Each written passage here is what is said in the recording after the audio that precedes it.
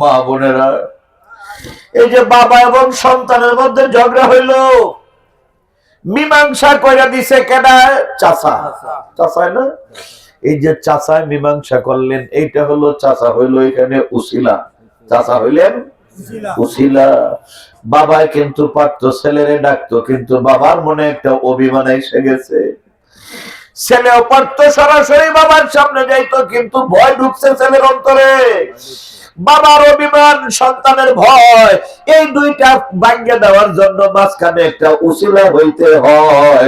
আল্লাহ বলছেন, হাবিব গো, আমি যখন গুনাহ করতে করতে বান্দা যখন পাহাড় বরাবর গুনাহ হয়, আমি আল্লাহ বান্দার উপরে রাগ করি। আমি বান্দার উপরে রাগ করি, আমি তোরে ক্ষমা করব না, জাহান্নামে দিব।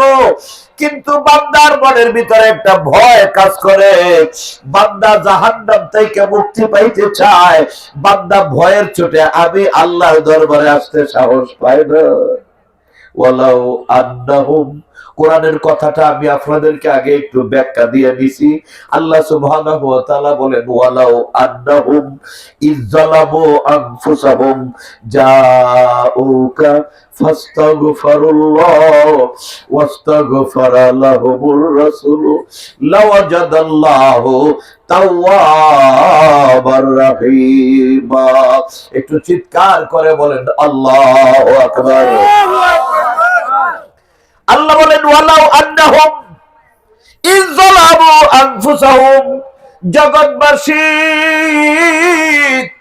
গুনাহ করতে করতে করতে করতে গুনাহটা যদি আসমান বরাবর হয়ে যায়, আমি আল্লাহর দরবারে ক্ষমা চাইতেও যদি সাহস না পায়, জাউকা, যদি তারা বুদ্ধি করে তুমি নবীর দরবারে আসে, সুবহানাল্লাহ সুবহানাল্লাহ, জাউকা, সবাই যদি আসে তুমি নবীর দরবারে, একজন না, দুইজন না, 50, 100, 2 লক্ষ, 5 কোটি, 100 কোটিও না।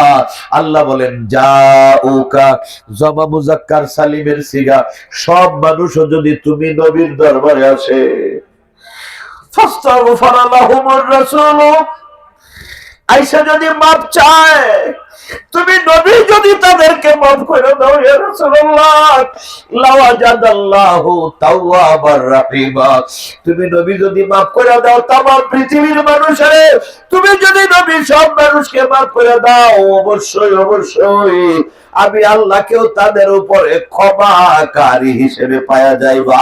চিৎকার করে বলেন মারহাবা। তাইলে আল্লাহ পাক নিজে কুরআনুল কারীমের ভিতরে আল্লাহ মাফ করবেন এটা বললে পারতেন। আল্লাহ বলছেন, আমার কাছে তো মাফ চাইতে সাহস পাবে না, যদি তোমার কাছে আয়েশা মাফ চায়, তোমার কাছে জাউকা বলেছেন, জাউকা যদি আসে তুমি নবীর দরবারে, আর যদি তুমি নবীর কাছে মাফটা চায়, তুমি নবী যদি মাফ করে দাও, সার্টিফাই করো, আমি আল্লাহর কাছে যদি একবার বলো আল্লাহ মাফ করে দাও, আমি আল্লাহ এদের জিন্দেগীর সব গুনাহ মাফ করে দিব। চিৎকার করে কোন সুবহানাল্লাহ সুবহানাল্লাহ আলহামদুলিল্লাহ লা ইলাহা ইল্লাল্লাহ, জোরে সুবহানাল্লাহ আলহামদুলিল্লাহ লা ইলাহা ইল্লাল্লাহ, জোরে সুবহানাল্লাহ লা ইলাহা ইল্লাল্লাহ, হাসবি রব্বি জাল্লাল্লাহ মা ফি কলবি গায়রুল্লাহ, নূর মুহাম্মদ সাল্লাল্লাহু লা ইলাহা ইল্লাল্লাহ, জোরে লা ইলাহা ইল্লাল্লাহ লা ইলাহা ইল্লাল্লাহ, লা ইলাহা ইল্লাল্লাহ মুহাম্মাদুর রাসূলুল্লাহ সাল্লাল্লাহু আলাইহি ওয়াসাল্লাম। ভাইরা আমার, মা বোনেরা গো, এই জন্য উসিলা দরকার। আল্লাহর দরবার থেকে ক্ষমা পাওয়ার জন্য উসিলা দরকার। আমার সোনার বাংলাদেশে একদল বীর বাহাদুর আছে, নামাজ পড়বাম, রোজা করবাম, কোরআন হাদিস তেলাওয়াত করবাম, পর্দা করবাম, হালাল খায়াম। উসিলার দরকার কি? উসিলা মানে তো আল্লাহ পাক পীর মুর্শিদকে বলেছেন আল্লাহর ওলিরা হইলেন আল্লাহ পাওয়ার উসিলা। উসিলার দরকার কি? নবী মানতে হবে কেন? নবী তো আমরার মতোই সাধারণ। নাউযুবিল্লাহি মিন যালিক, নাউযুবিল্লাহ। কোন নবীর আর কি দরকার? নামাজ পড়বো, রোজা করবো, কোরআন হাদিস। আরে আহাম্মদ, আরে আহাম্মদ। বড় পীর হযরতে গৌসে পাক মহিউদ্দিন আব্দুল কাদির জিলানী আল গিলানী বাগদাদি রাহমাতুল্লাহি আলাইহি, উনি রাত্রে মুরাকাবা করতেছেন। আল্লাহর ওলিরা রাত্রে ঘুমায় না, রাত্রে ঘুমায় না। রাত্রে বলতে ইয়াসার নামাজের পরে যখন আমরা শাস্ত্রল বইয়া বিড়ি খাই, শাস্ত্রল বইয়া ওই রসের বাইদানির সিনেমা দেখি, শাস্ত্রল বইয়া যে বলা লুডু খেলাই, দুনিয়ার মানুষ এখন ওই খেলার মধ্যে আছে না নাই? জোরে কই না, আছে না নাই? আমি যাহা বলি বাস্তব বলি, অবাস্তব অজানা মিথ্যা কোনো কাহিনী কোনো ঘটনা আমি আবার মুখ দিয়ে পাইবেন না। দুনিয়ার মানুষ যখন এই সময়টার মধ্যে এইগুলো করে, আল্লাহর ওলিরা ইয়াসার নামাজের পরে একটু ওজিফা আমল করে তারা ঘুমায় পড়ে। দুনিয়ার মানুষ যখন খেলতে খেলতে, জুয়া খেলায় হারতে হারতে একেবারে গড়ের বন্দিটা পর্যন্ত জুয়া খেলার মধ্যে হাইরা দেয়, এখন আর কিছু ধরার নাই। একেবারে কি কয়ডারে জিন্দা মারার মতো হাডুতে কারিয়া লাগে, বাড়ি লাগে, হাঁটতেছে, বাড়ির দিকে যাইতেছে। আল্লাহর ওলিরা ওই সময় ঘুম ছাড়িয়া দিয়া মহান রবের প্রেমে পড়ে আল্লাহকে ডাকে, তিন নাম ধরিয়া জোরে কোন মারহাবা। আল্লাহর ওলিরা সেই সময় আল্লাহ ওয়ালা হয়, আল্লাহকে ডাইকা নিজের মধ্যে নিজের কাছে আল্লাহর কুরবিয়ত হাসিল করে, আল্লাহকে নিজের কাছে ডাইকা লয়, নিজেকে আল্লাহর সামনে উপস্থাপন করে। ওই অবস্থায় ওলিরা আল্লাহ ওয়ালা হয়। আর দুনিয়ার মানুষ ওরা আল্লাহ থেকে দূরে সরে শয়তান ওয়ালা হয়ে যায়। জোরে কোন নাউযুবিল্লাহ। গাউসে পাক মুরাকাবা করতেছেন শেষ রাত্রে, ছাদের উপরে শুনে হুজুরে ডাকতেছে, আব্দুল কাদের, আব্দুল কাদের। তো হুজুর তো চমকে গেছেন, আমার নাম ধরে ডাকে আমার বাড়ির ছাদে। এটা তো পাগলটা তো সাধারণ পাগল না। লক্ষ লক্ষ মানুষ আমাকে বাবা বলে ডাকে, আমাকে হুজুর ডাকে, কেউ বড় পীর সাহেব ডাকে, কেউ পীর সাহেব ডাকে, বাবাজি ডাকে, কিন্তু আমার নাম ধরিয়া ডাকে এমন কোন বেজুর্গুত দেশে না থাকার কথা না। উনি বললেন, লাব্বাইক, আমি হাজির আছি। তুমি কেন? ছাদের উপর থেকে কয়, আমি তোমার আল্লাহ আয়া গেছি, আমি তোমার আল্লাহ। আপনি আমি তো সুবহানাল্লাহ কইতেছি, কিন্তু বড় পীর আব্দুল কাদের জিলানী আঙ্গুলের কর গন্ডা গন্ডা হিসাব করে কয়, তুমি কেমন আল্লাহ? আমার বাড়িতে আইবা, আমার একটা মিস কল দিলা না, কল দিলা না, মিস কল দিলা না, কেলে গাইছো? উপর থেকে করে, আব্দুল কাদের, তুমি এত বেশি ইবাদত বন্দেগী করেছো আমার, তুমি এত বেশি আমাকে খুশি করে ফেলেছো, আমি আর তোমার প্রেমের টানে থাকতে পারলাম না। আমি আসছি তোমার বাড়িতে, তোমার ইবাদত থেকে পেনশন দিতে আসছি। আজকের পর থেকে আর যতদিন বাইসা থাকবা আর কোনদিন নামাজ রোজা ওযু গোসল লাগবে না। বরফির সাহেব কয় যে এইটাই তো হইলো খেলার শুরু, এটাই হলো।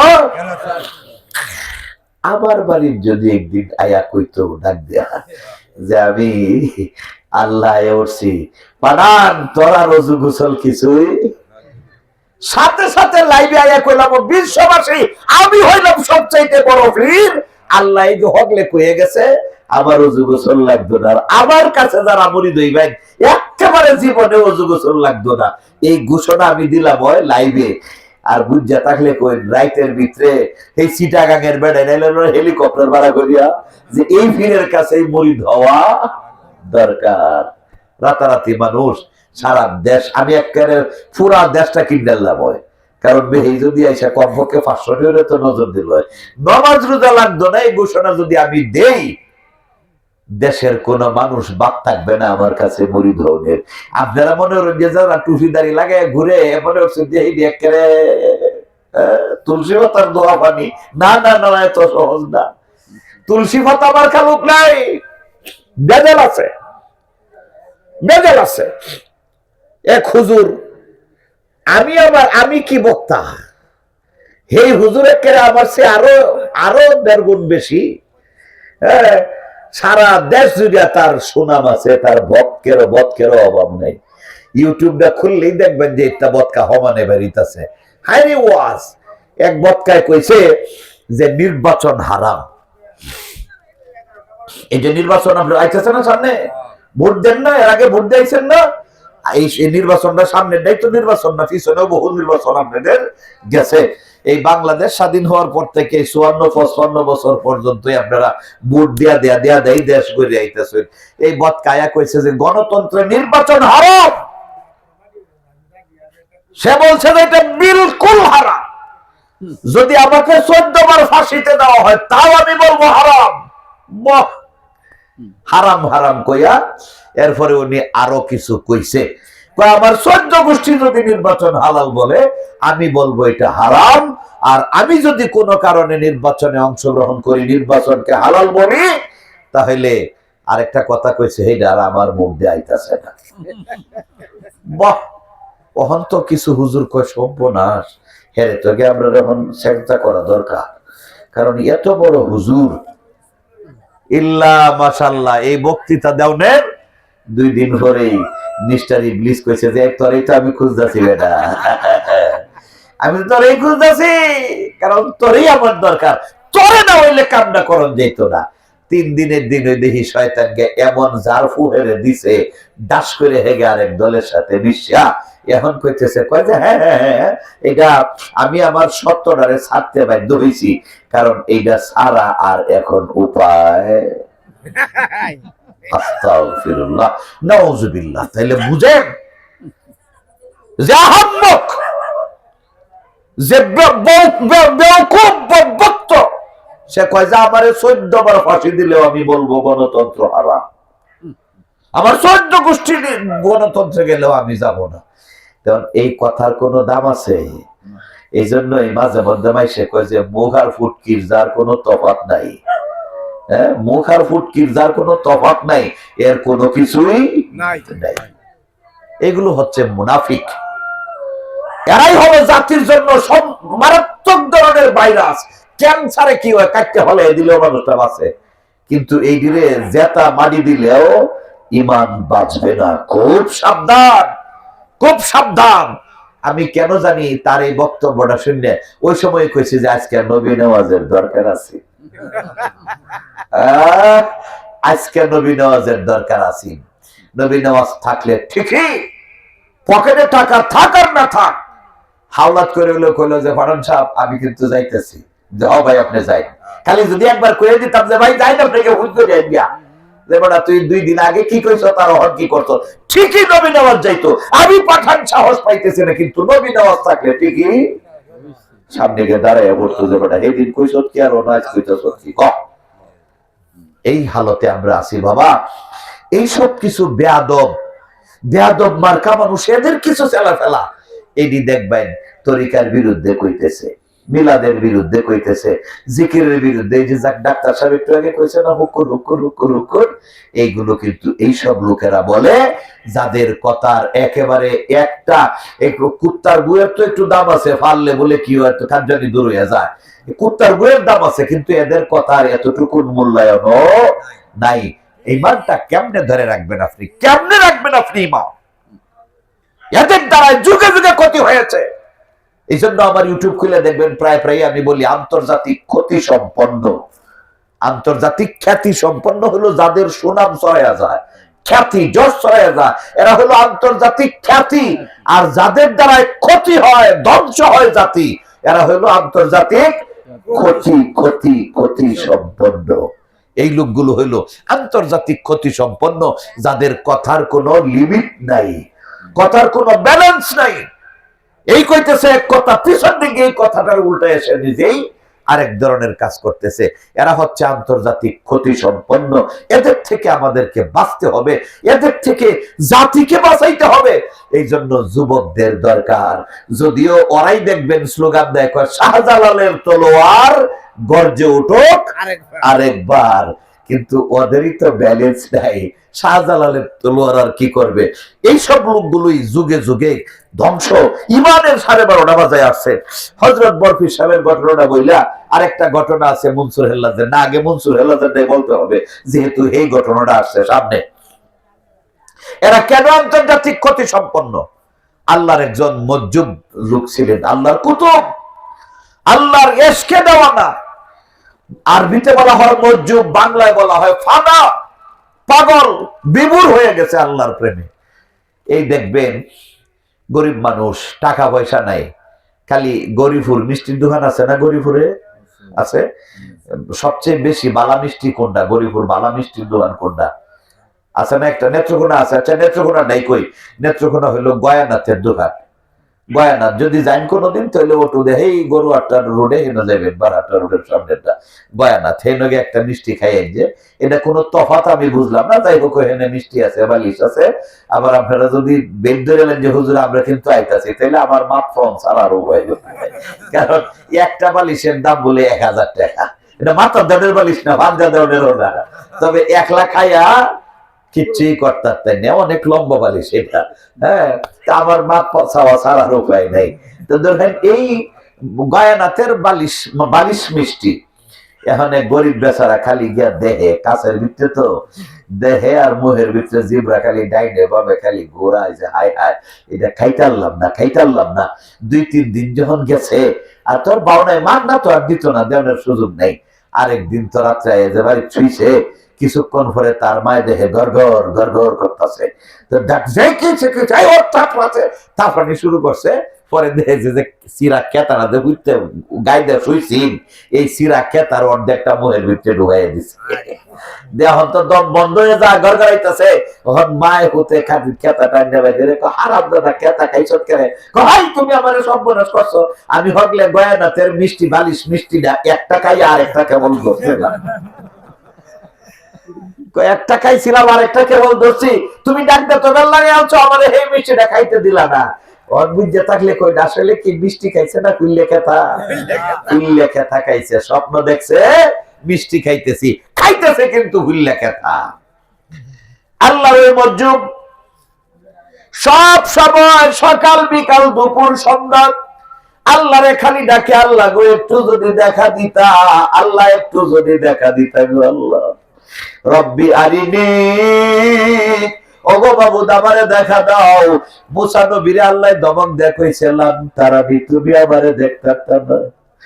অথচ এই মুসা নবী যায় সফরে, নদীর কিনারে, নদীর কিনারে জঙ্গল, ওই জঙ্গলের ভিতরে নদীতে বৈশা পাগল পানি ছটকায় আর কয় আল্লাহ তোরে যদি এখন কাছে বইতাম, নদীর সুন্দর পানি দিয়া তোরে গোসল করাইতাম, তোর সারা শরীরে না জানি কত কিছু আছে, বেললে বেললে পরিষ্কার করে দিতাম, মাথার চুল দিয়ে আশ্রয় দিতাম, কতদিন না জানি তুমি মাথা আশ্রয় না। ও বাবু আমার একটা ছাগল আছে, এই ছাগলটা দোহন কইরা দুধ তোমারে পান করাইতাম, আমার কিছু খের কুটু দিয়ে একটা বিছানা করা আছে, এইটার মধ্যে শুয়াইয়া তুমি বাবুরে আমি সেবা করতাম রে আল্লাহ, আমার কাছে আইসা ধরা দাও। নবী মুসা তো দেখছে সর্বনাশ, পিছন দিয়ে গিয়া পাগলের মাথায় দিছে বাড়ি, ওই পাগলা শিরিক বিল্লাহ করতাছ। পাগল কিন্তু নবী মুসার দিকে ফিরলো না, আস্তে করে ওইটা আপনার কাছে একটা বড় পাথর ছিল, ওই পাথরে গিয়া মাথা মারতেছে আর কয় আল্লাহ দরকার নেই তোরে দুধ খাওয়ানির, দরকার নেই তোরে গোসল করানির, তোর আর আমার প্রেমের আলাপ মুসারে কেন শোনাইলে? আল্লাহর দরকার নেই, আমার সাপ মিটে গেছে, তোরে গোসল করানির স্বাদ আমার মিটে গেছে রে আল্লাহ, দুধ খাওয়ানির স্বাদ মিটে গেছে, তোরে সেবা করার স্বাদ মিটে গেছে, আর কিছু চাই না। জবাব দে তোর আর আমার প্রেমের আলাপ মুসারে কেন শুনাইলে? একবারও কিন্তু গারুলে দেখলো না, কেন বাড়ি দিছে? আল্লাহ ডাক দেখো, জিব্রাইল আমার পাগলের মাথা যদি পাথরে লাগে মাথাটা ফেটে যাবে, আমি আল্লাহ দায়ী হয়ে যাইব। আমি আল্লাহর দায়ী করিস না রে জিব্রাইল, যা যা তোর নূরের পাখাগুলো আমার পাগলের মাথা আর পাথরের মাঝখানে ধরিয়া দে, যেন আমার পাগলের মাথায় আঘাত না লাগে। দুনিয়ার মানুষ শুধু আল্লাহর পাগল হয় না, মাঝে মধ্যে আমার আল্লাহর কুদরত তার বান্দার এসকে পড়িয়া যায়। চিৎকার করে মারহাবা।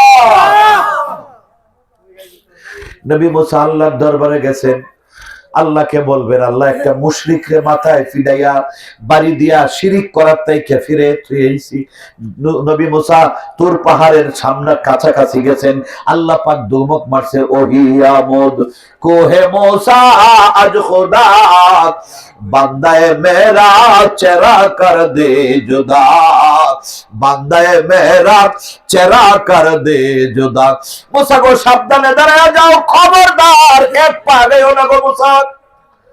কেন আল্লাহ, কেন আমারে দমক দিছ?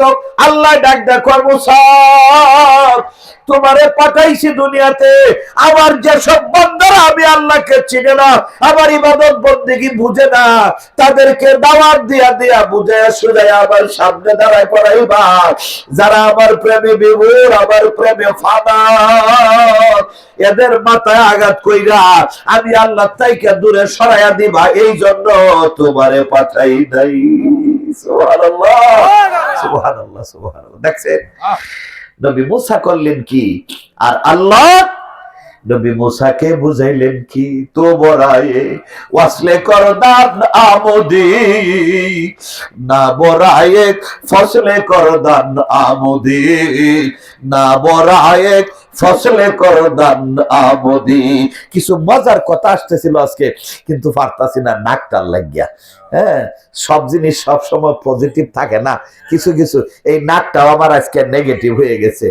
এই যে টানতেছি, হ্যাঁ, আর কয়েছে যে না ব্লক যেহেতু গেট লাগাইছি, গেট আর সহজে খুলতাম না, তো খোলারও একটা সিস্টেম আছিল, কিন্তু মনের ভুলে এটা থুয়েছি। হ্যাঁ, 2 ফুটা করে মেরে দিলেই না কই যায় গেট গুড, সারা রাত আর গেট লক আর হয় না, গেট ওপেন থাকে। কিন্তু আজকে আমার ভুল হে চান্স পেয়ে গেছে। যাই হোক, ইনশাআল্লাহ। তো আল্লাহর কিছু পাগল আছে, আল্লাহর কিছু পাগল মুসা আলাইহিস সালাম রে আল্লাহ এমন ধমক দিয়েছে, মুসা খালি কান্দে, আল্লাহ মাফ করে দেওয়া যায় না। বাবারে বিতর্কে নিবেন না আমার কথাগুলো, এটা হলো প্রেমের কারবার, আশিক আর মাসুকের প্রেমের ব্যাপার। প্রেম যদি কাছে থাকে, দিলে যদি প্রেম থাকে, 30 মাইল 50 মাইল 200 মাইল এটা দূর মনে হয় না। বাবারে নবী নওয়াজের এই ফাতিহা কানিতে আমার মতো গুনাহগার এটা কোনো বিষয়ই না, সম্পূর্ণ প্রেমের ব্যাপার। আজকে আমার সবার 2টা সভা ছিল, ডাক্তার সাহেব আমারে ফোন দিয়ে কয়, মৌলানা সাহেব, পাঠান সাহেব, নবী নওয়াজের কিন্তু দাবি আপনার উপরে আছে।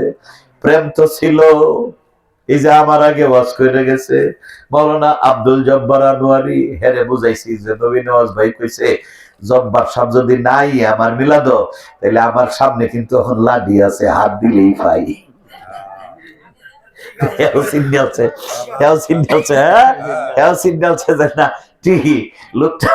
লোকটা দুনিয়াতে থাকলে টিহিলা নিলে কই যাইতেন আমার মিলাদা না বলিয়া। একটা প্রেম ছিল বাবা, যখন নবী নওয়াজের সঙ্গে প্রেম ছিল তখন কিন্তু নবী নওয়াজের বাড়িতে তো বাড়ি ঘর ছিল না,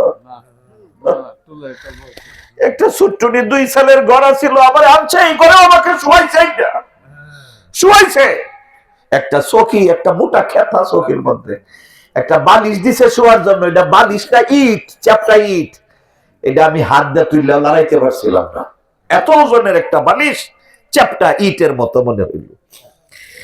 একটা সাডাইয়ের দোয়ারা ছিল, ওই যে খুঁটির মাঝখানে দেয়, আরে দরজা তো দিছে উপরে 3 হাত ফাঁকা, সোজা করলে কাইত হইয়া যায়, কাইত করলে সোজা থাকে, 3 হাত ফাঁকা উপর দেয়া, এরকম একটা দরজা দিয়া আজকে হুতাইছি, আজ হুতাইছি বাবান রে। প্রেম কারে কয়? আগে শুনতাম রেডিওতে গান গাইতো বন্ধু, বন্ধু কি কইতো, বন্ধু বুঝলাছি, কয় যে গানফার হইতে 6 আনা, ফিরে আইতে 6 আনা, আইতে যাইতে 12 আনা, উসল হইল না। বন্ধু তোর বরাত গেলাম দেখা, 3 দিন তোর বাড়িতে গেলাম বন্ধু, 3 দিন তোর বাড়িতে গেলাম, দেখা পাইলাম না বন্ধু 3 দিন।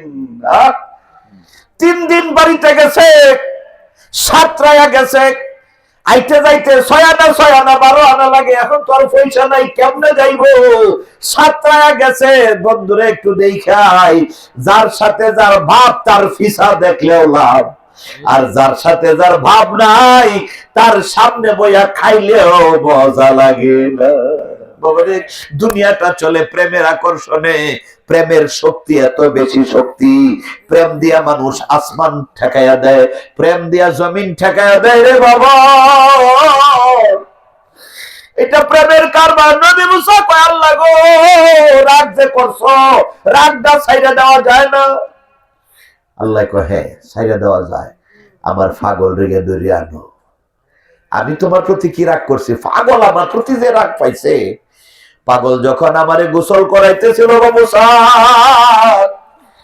আমি পাগলের সামনে সামনে ছিলাম, আমি খুশি হইতেছিলাম, আর পাগল আমারে যত কথা বলতেছিল তোমার তাওরাতের চাইতে বেশি মজাদার ছিল। এখন তো নবী মুসা দৌড়ায়, যেখানে পাগল মানুষ দেখে জড়ায় ধরে কয় ভাই আপনি কি আল্লাহরে গোসল করাইতে চাইছিলেন? পাগল নবী মুসারে ধমক দেয়, কিল দেয়, ঘুষি দেয়, দৌড়াইয়া যায়। 15 দিন পরে ওই পাগলের সঙ্গে সত্যিকার হতে দেখা। নবী মুসা কয় পাগলা ভাই তুমি সেই পাগল না আল্লাহরে ছাগলের দুধ খাওয়াইতে চাইছিল? পাগল হাওয়া করে কান্দে দেখো মুসা গো, তুমি আবার কি সর্বনাশ করছো রে মুসা? আমি তো আল্লাহরে ধরি ধরি অবস্থায় ছিলাম। পাগলারে জড়ায় ধরে মুসা কয় তুমি একটু তাড়াতাড়ি আইও, আল্লাহর সামনে কথাগুলো কও, আমিও দাঁড়ায় দাঁড়ায় শুনবো। পাগলা কয় মুসা গো, বুক আমি কইরো না রে মুসা, আমি ওই দিন যে কথা বলতেছিলাম আবার আল্লাহ আমার সামনে দাঁড়ায় খিলখিল খিলখিল করে আসতেছিলেন, আল্লাহর হাসি দেখা তার প্রেমের বিভোর হয়ে আমি কথা বলতেছিলাম। এখন যদি তুমি আমার সামনে আল্লাহর আইনে হাজির করাইতে পারো তাহলে শুধু বলা সম্ভব, না হইলে প্রেম আর দেলে আসবে না। এটা হলো আশেক মাসুকের প্রেমের খেলা। হযরত গাউসে পাক কয় ভালোই হইছে তুমি যে আমারে এলপিআর দিতে আসছো, আগে কও নামাজ রোজাটা তুমি আমারে দেখাইছো না নবী আমারে দেখাইছে। কেমনে নামাজ পড়তে হইব নবী দেখাইছেন। নবী বলছেন সল্লো কামা রাআইতুমুনি ইউসাল্লি, নামাজ পড়ো যেভাবে আমি নবীকে নামাজ পড়তে দেখো ওইভাবে নামাজটা পড়ো। নবী যেভাবে রোজা রেখেছেন এইভাবে আমরা রোজা করি, নবী যেভাবে ওযু করে দেখাইছেন এইভাবে আমরা ওযু করি। তুমি যদি আল্লাহ হয়ে থাকো, তোমার কথাই তো নামাজ, তোমার দেখা দেখি নামাজ শিখি নাই, তোমার কাছ থেকে রোজা শিখি নাই। আমাকে আবার নবীজি নামাজ দেখাইছে, রোজা দেখাইছে, ওযু গোসল দেখাইছে, ওই নবীরে আগে হাজির করো। নবী আয়া কয় যদি আব্দুল কাদের বাদ দিয়া দে তুমি আল্লাহর, আবার আল্লাহর কসম আমি নামাজ রোজা বাদ দিয়াই সারিয়া দিব। এখন তো হে আল্লাহ গেছে আটকাইয়া, এই যে কইছিল আমি তোমার আল্লাহ আইছি, আটকাইয়া গেছে। নবীজি বলেন শয়তান সব জিনিসের সুরত ধরতে পারে, ইভেন শয়তান আল্লাহর কুদরতের তো আর কোনো সুরত নাই। শয়তান মাঝে মধ্যে আল্লাহও সাইজা যাইতে পারে, তবে লা ইয়াতামাসসালুলি, শয়তান কখনো আমি নবীর সুরত ধরতে পারে না। শয়তান সব হইতে পারে কিন্তু নবীর সুরত হইতে পারে না। পার্বত্য চট্টগ্রামের একটা থানা, এটার নাম হলো মঙ্গলদৈ। মঙ্গলদৈ একটা থানা, ওই থানায় আমারে দাওয়াত দিছে, আমার নামে পোস্টারও করছে, আমার নামে স্লোগানও দিছে, আমার নামে তারা হাদিয়াও দিছে, আমার নাম দিয়ে এক বেটারে দিয়ে ওয়াজও করাইছে। আমি কিছুই জানি না। তো ওই লোকটা, ওই এলাকার 5-6 জন লোক তারা কেমনে কেমনে যে আকর্ষণই হোক লালকুঠি দরবার শরীফ শম্ভুগঞ্জে আসছে, আইসা দেখে যে বাহ, এই দরবারও পাঠান সাহেব, তো ঠিক আছে আজকে পাঠানরে ধর্ম। কেন ধরবো? যে পাঠান যে ওইখানে কালেকশন টালেকশন করিয়া সবকিছু করে লই আইসে, কইছে আমরা 1 মাস পরেই আবার আমরা তার মাদ্রাসা দাওয়াত দিব। 1 মাস পরে আর ফাটানের মোবাইল টোবাইলও নাই, বন্ধ হয়ে গেছে, আজকে ফাটানের ধর্ম। এখন লালকুঠি দরবারে আইসা যখন ঢুকছে, খালি কয় যে ফাটান সাহেব কই, কয় যে আছে। কোন সময় পাওয়া যাবো? কয় যে ইয়াসার নামাজের সময়। ওখানে ইয়াসার নামাজের সময় ফাটান যখন ইয়াসার নামাজ পড়াইতেছে, এখন ফাটানের গলার সাথে তো এই গলা মিলে না। পরে কয় যেতে আচ্ছা দেখি আর কই পাওয়া যাবো, মঞ্চে পাওয়া যাবো। ওখান মঞ্চে দেখে যে ফাটানের দাঁড়িয়ে এলো কাঁচা, এটা কইতেছি তো আরো 30 বছর আগের কথা, 25 বছর আগের কথা। তো ফাটানের দাড়ি কাঁচা, ফাটান হলো জল মানুষ, আর হে গেছিল তো সাদা দবদবা দাঁড়িয়েলা, একেবারে মাথা চুল টুল সহ ফাটনা, আর কথাও যে কয় লেসায়া লেসায়া, এই বেটা তো গরম কথা কইতেছে। পরে ধরা পড়ছে, কয় যে এই যে ফাটান সাহেব তো এইটা না। তখন জেলায় দাওয়াত দিয়ে কারবারটা করাইছি, হ্যারে ফোন দিছে যে ফাটান সাহেব কইছে যে কয় আরে ফাটান রে ভাই কই, এটা আমরা চট্টগ্রামে একটা ফাটান আছে, এই ফাটান রে দেই কাম চালাই দিছে। এখন কোন যে আপনাকে না দেখছে তারে এই হাজি সাহেব রে দাও বাইল দালানি যাইবো যে এইলাই হেইলা, না দেখছে তো এইলাই। আর যে আপনাকে একবার দেখছে, হ্যাঁ রে কি হাজি সাহেব রে বুঝ দেওয়া যাইব? হ্যাঁ ঠ্যাঙ্গা লইয়া তো না যাবে না, বাটপারি করস, আমি চিনি না নবী নওয়াজ কেনা, এই লারে চিনি না, না চিনি, কিন্তু নবী নওয়াজ তো আমি চিন্তা। আল্লাহকে জগতের কেউ দেখে নাই, দেখেছেন শুধু আমার নূরের নবী সাল্লাল্লাহু আলাইহি ওয়াসাল্লাম। এই জন্য নবীরে ফাঁকি দেওয়া সম্ভব না। আর যত বান্দা আমরা আছি যারা আল্লাহর সঙ্গে দেখা সাক্ষাৎ নাই, আইসা যদি কয় আমি তোর আল্লাহ হয়ে গেছি, একটা মানে নাম না করলেও 99টা মানে কইব যে ওইলে হইতো পারে, ওইলে হইতো পারে। আমি যে বহিরে 2টা দিছিলাম, এই জন্য বোধ খুশি হই আল্লাহ ওর আমার বাড়ি। আমার ভাই হোক গৌসে পাক বলছেন আমার নবীর এইটা দেখাও, নবী যদি বলে বাদদা দিতে আমি বাদদা দিব। শয়তান এখন তো বেকায়দায় পড়ে, আব্দুল কাদের বাচ্চা গেছো, তোর এলেম অনেক বেশি, অনেক বুদ্ধি, এই জন্য বাইসা গেছো। হযরতে গৌসে পাক বলেন লা হাওলা ওয়ালা কুওয়াতা ইল্লা বিল্লাহ, এ আহাম্মা আমার এলেম দিয়ে আমি বাঁচি নাই, বরং মদিনাওয়ালার প্রতি যে আমার মহব্বত আছে, প্রেম আছে, ভালোবাসা আছে, আমার ভালোবাসা দিয়ে আমি নবীরে চাইয়া বাইসা গেছি। চিৎকার করে কর মারহাবা। ভালোবাসাই তো হলো সব, প্রেমের নামে ইবাদত। হযরতে মনসুর হাল্লাজ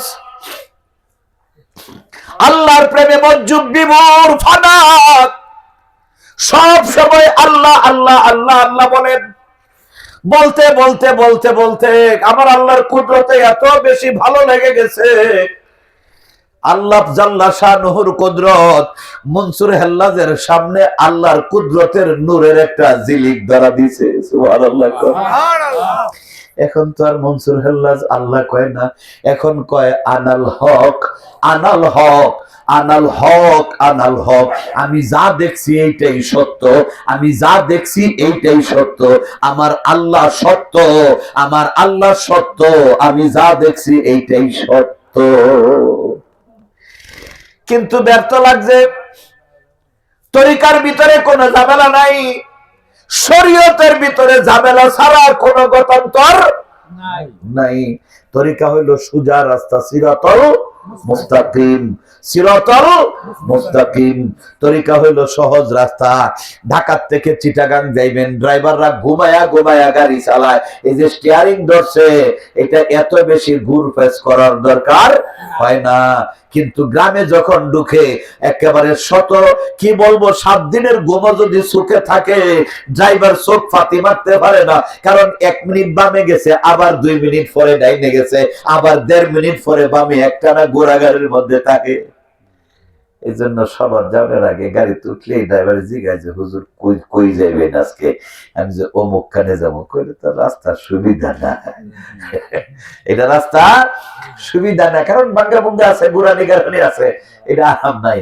তা আমি আরেকবার চেক করলাম যে সুবিধা অসুবিধা নাকি, গাড়ি চালাইবো, দেখি যে না ঠিকই আছে তার কথা। ময়মনসিংহ থেকে শুক্রবার সকালবেলায় আমার নেত্রকোনা থেকে 7:30টায় নিয়ে বেরিয়েছে। আমার শুক্রবারে জুম্মার নামাজ পড়ানোর লাগে ঢাকা, তো 8:30 সোয়াটটা 8:30টায় ময়মনসিংহ পাস করছে। পরে যখন চাইছে দেখি যে তো চোখ কি করো, না ঠিক আছে ঠিক আছে, এই সমান রাস্তা, এই যে ধরছে তো ধরছি। 3 ঘন্টা লাগে না নেত্রকোনা থেকে আমাকে শুক্রবারে সকালবেলা একেবারে ফার্ম গেটে পৌঁছায় দেয়, মসজিদে নামাইয়া দেয়। 3 ঘন্টারও কম সময়। আমি তো ঘুমাই, কিন্তু ঘুমাইলে কোনো সমস্যা নেই। এই যে স্টেট ওয়ে তরিকার রাস্তাটা হলো সোজা সিরাতাল মুস্তাকিম, শরীয়তের রাস্তা হলো ঘুরপেচ, অমুক তমুক অমুক তমুক। বড় বেজাল আছে, বউ তালাক দিছে, এক হুজুরে কয় যে এটা একেবারে শেষ, আরেক হুজুরে কয় যে না ব্যবস্থা আছে, আরেক হুজুরে কয় ইল্লা সরা দাও, আরেক হুজুরে কয় কাফারা দাও। কত ঝামেলা। শরীয়তে কোন তরিকতের ভিতরে কোনো ঝামেলা নাই, সরাসরি বলছে আনাল হক, আমি যা দেখছি ঠিক আছে, ফাঁসি হবে, আমার তো ভয় নাই, কারণ আমি আল্লাহরে দেখছি। কারবার তো বেতাল লাগি গেছে শরীয়তে। সব মোল্লা মুফতিরা গিয়া বাদশাহ মনসুরে ধরছে। মজার বিষয় হলো পাগলের নামও মনসুর, দেশের বাদশার নামও মনসুর। একজন হইল পাগল মনসুর, আরেকজন হইলেন বাদশাহ মনসুর। বাদশাহ নামদার আপনার শাসনামলে আপনার রাজ্যে আল্লাহর সঙ্গে শিরিক করতেছে, দায়িত্ব আপনার। ওকে যদি না সামলান আপনার কিন্তু জাহান্নামে জ্বলতে হবে। বাদশা ডাইকা খবর দেন না, কয় দোস্ত তুমিও মনসুর আমিও মনসুর, তুমি তো আমার বন্ধু, তুমি আমার দোস্ত, দোস্ত গো এই নামটা ছাড়িয়া দাও। কাজী বলেন মনসুর পাগলা, এই নাম বেশি ভালো না, কয়টা ভালো না, ছাইয়া দাও কথা না, না হইলেই বিপদ।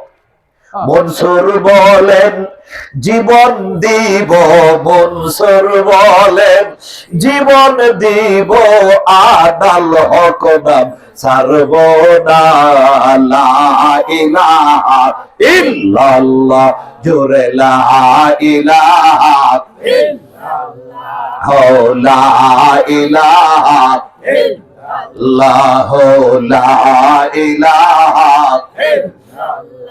লা ইলাহা ইল্লাল্লাহ মুহাম্মাদুর রাসূলুল্লাহ সাল্লাল্লাহু তাআলা আলাইহি ওয়াসাল্লাম। কয় না, জীবন দিতে রাজি, আনাল হক ছাড়া যাবে না। বাদশা মনসুর কয়, ও মৌলভী সাহেবরা, মুফতি সাহেবরা, এত অদর, ফাঁসি দিলেও এই নাম ছাড়বে না। কয় বাদশা নামদার ফাঁসির হুকুম দেয়া দেন। এখন বাদশা খুব চিন্তায় পড়ছে, বারবার অনুরোধ করে, কয় না আমি জীবন দিব, তাও আনাল হক ছাড়বো না, এটা সত্য। এখন তার নামে ফাঁসি লিখা হয়ে গেছে। মনসুর হাইসা দেয়া করে, বাদশা যা ইচ্ছা তাই করতে পারো। বাদশা কয় ফাঁসি কি বুঝোসনি? কয় হ্যাঁ হ্যাঁ আমি ফাঁসি বুঝি, আমার তো আর একা ফাঁসি হয় না, আমি মনসুরের ভিতরে আমার আল্লাহ রাব্বুল আলামিন আছে, ফাঁসি হইলে তারও হবে, আমার একা ফাঁসি হবে না। ইমান কাকে আমার একা হবে কেন? আমি মনসুর কি একা? আমার সাথে আমার আল্লাহ আছে, তারও ফাঁসি হবে, আমার একা না। এখন তো ওরা বেকায়দায় পড়ে গেছে। হ্যাঁ হ্যাঁ, এটা তো একটা জ্বলন্ত অগ্নি, কেমনে এটাকে কন্ট্রোল করা হবে? উপায় তো নাই।